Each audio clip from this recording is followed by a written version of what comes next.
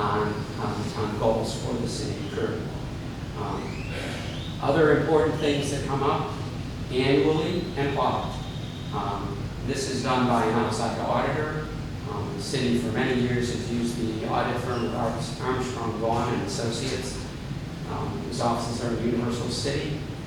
Armstrong Vaughan is probably the one accounting firm in our community that does more city audits than any other firm. And they're very familiar with the city's history and the city's finances.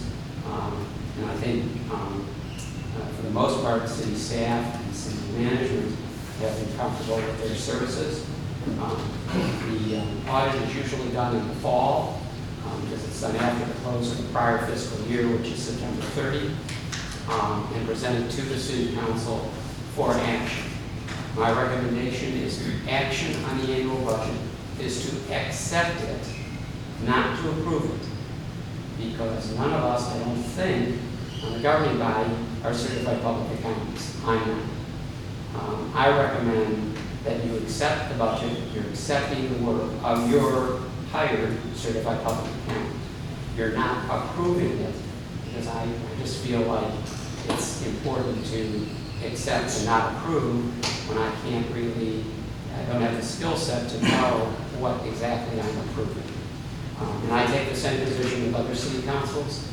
I take the same position on nonprofit boards where I sit, and I'm often the one making the motion on those nonprofit boards to accept the audit rather than to approve it. Things that come up more frequently than once a year. Notices in public hearing on zoning changes, on variances, and on other matters where the city charter or state law require some action by the governing body. There are also going to be things you'll get. Often cities do this on a quarterly basis, which is to provide a report, usually a summary report, 1 or 2 pages, on city investments. Because in addition to the city's operating fund, the city has a water fund and other funds, a debt service fund, and it's important for the governing body to know the status of those funds and the status of city reserve dollars which are invested.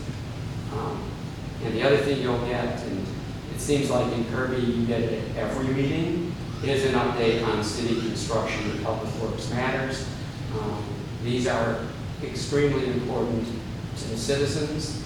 So citizens are here to hear the public works director report on the progress on construction in this area or that area, or the upcoming schedule, or issues. Members of the governing body, you all are out there every day in the community. You're seeing, hopefully seeing action, sometimes seeing inaction by contractors. The meetings where you get these updates are opportunities for council members to give information to public works, to express the views of the governing body on those projects. Again, if it's an update and it doesn't say and possible action, it's just an update and there is no action to be taken. There are a few statutes that I always like to mention during a presentation like this.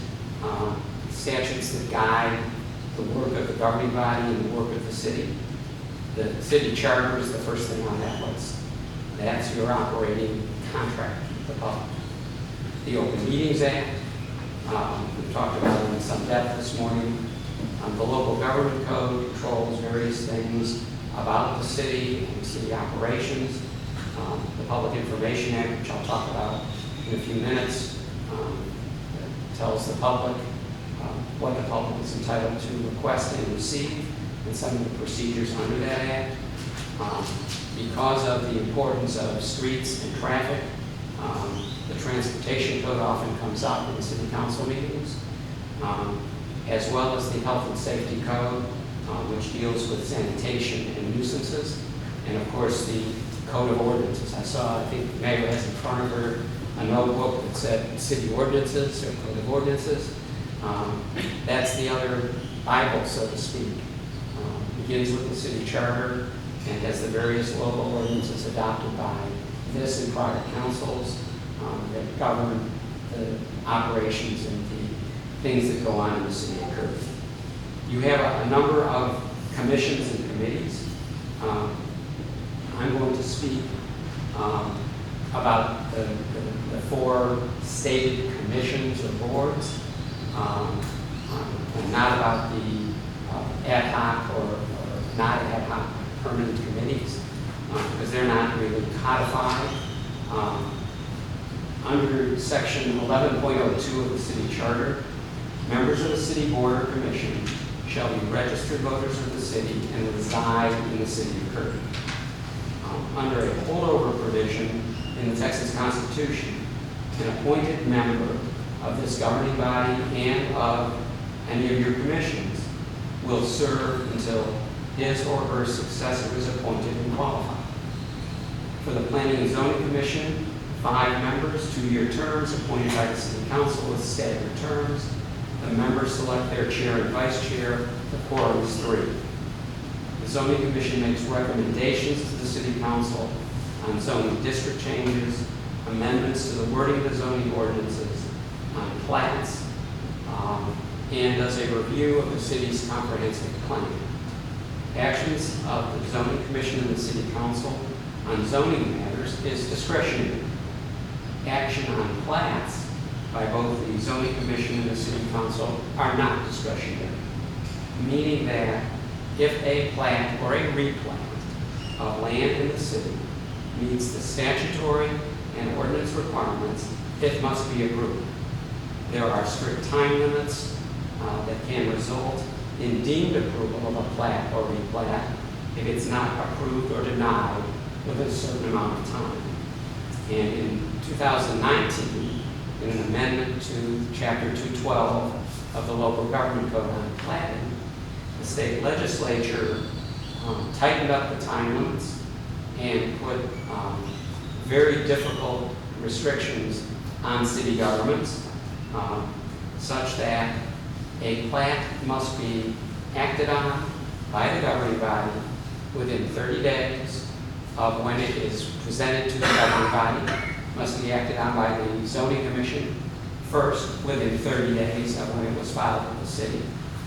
And if those 30-day time limits are not met and day 31 happens, plat's approved. Doesn't matter how bad it is, doesn't matter what it says, it's deemed approved. If it's not denied or conditionally approved within those 30-day limits. The most important 30-day limit, of course, being that of the governing body. And if you do deny a plat, you have to specify a statute, which can be a state law or a local ordinance, or in one case, a county regulation which happened to apply. You have to specify why you're denying the plat. And you have to also, if you conditionally approve a plat, you have to state what the condition is. And the condition must be tied to a state statute or a local ordinance of some kind. You only get one bite at this apple. So I have a city which recently denied a plat for 5 stated reasons. The applicant came back within 2 weeks with its proposals to address those 5 stated issues. The statute required the city to hold a special meeting because once the developer presented the responses to those conditions, the city council had 15 days within which to act to, again, either deny it, conditionally approve it, or approve it. If day 16 had happened with no action, that plat would have been approved in whatever shape, form, or manner it was. In this case, the city decided to conditionally approve the plat with 3 conditions that were stated in the resolution, tied again to specific sections of city or state law. In this case, one county regulation which applied. And so the developer now has an unlimited amount of time within which to bring those things to conclusion and get a final unconditional approval. The state law also says that on that first action by the governing body, you have to list everything that you're basing your denial on. You cannot come back later and add something to that list. So cities rely primarily on recommendations from their city engineer, sometimes with input from Plant Public Works, sometimes with input from the city manager. But the city's professional on plats is usually the city engineer, who reviews them from an engineering standpoint as well as from the engineer's familiarity with the city's subdivision ordinance and zoning ordinance to the extent that it's applicable. The deadlines are important. The deadlines are different from what they used to be. The initial 30-day deadline has always been there, but the additional requirements about specifying on what basis a plat is denied or conditionally approved, the new 15-day deadline on considering a follow-up by the developer, the need to not add anything afterward. So if the city engineer failed to mention something in the first go-around, it's too late on the second go-around to introduce a new objection to the plat. I spent a little bit more time on this because it's new. Cities are still getting used to it. And to make things even more interesting, the legislature is currently debating making more changes to the same statute. And the legislature will adjourn by Constitution, I believe it's on May 31st, and we don't know yet what's going to come out of this session. Over 7,000 bills were introduced, and amendments to Chapter 212 of local government are the subject of several amendments that are presently being looked at by the legislature.